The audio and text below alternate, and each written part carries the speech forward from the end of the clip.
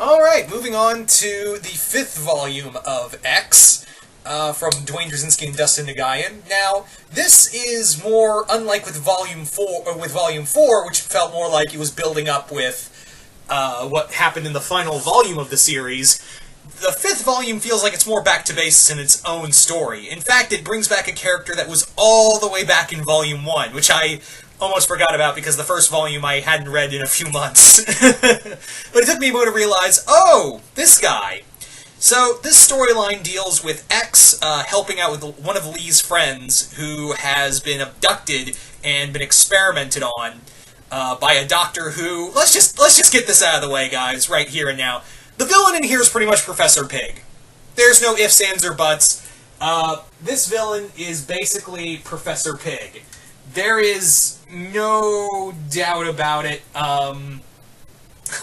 It's the same motif, it's the same surgery kind of, the whole surgery motif, it's the same kind of goals, roughly around the same goals as Laszlo Valentine, so really, it's just Professor Pig.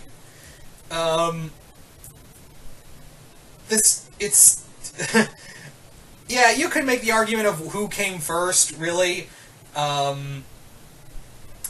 Actually, it's kind of funny because Professor Pig officially appeared in 2007, and this comic showed up around 2008, or a few years prior. You know, by now it would be roughly a few years. So yeah, this character is pretty much a ripoff of Pig. But anyway, so this character named Dr. Hyde, yeah, that's really his name. It's spelled a little different, but it's pretty much Dr. Hyde. Has basically been kidnapping women and and more or less performing experiments on them, or having his men cut them up. And this one character, who is named Maureen, who is an old high school friend of Lee, has been horribly mangled by these people, and Dr. Hyde uses this as an excuse to blend her skin, basically, with this new agent he's been working on. So, yeah, that's the story, and X gets wrapped up, he gets kidnapped, and this is where we discover X's intolerance for pain.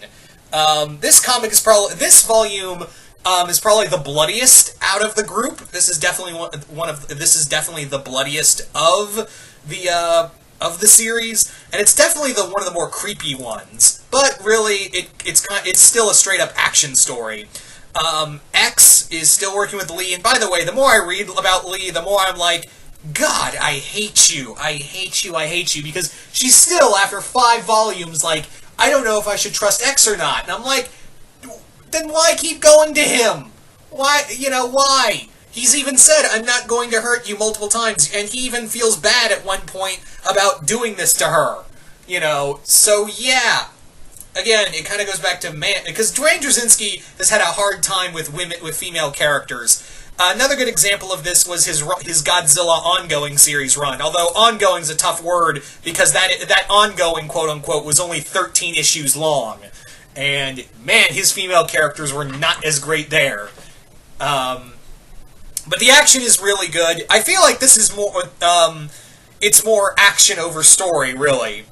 The artwork is fine. It does match. I haven't talked about the artwork in this comic series, but it is pretty good. The artwork does kind of match the grim and grittiness of the X books, so that's very enjoyable. And the gore in here is very well done.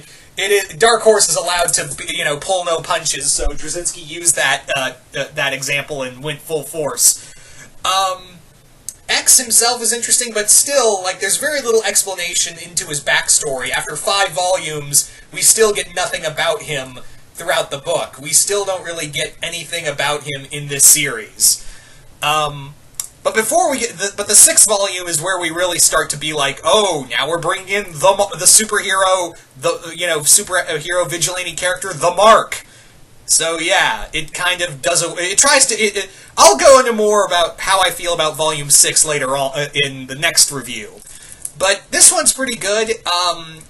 This is a nice little bloody story. If you wanted to see Batman actually kill Professor Pig, here you go. Or I guess you could say Punisher versus Professor Pig. This one definitely also has a general horror vibe to it. So I got out of all the volumes, Volume 5 feels more like an action horror than the other ones, which were more action, more violent superhero stuff. This one actually takes on the horror aspect in here. So I gotta give it, I gotta commend it for that.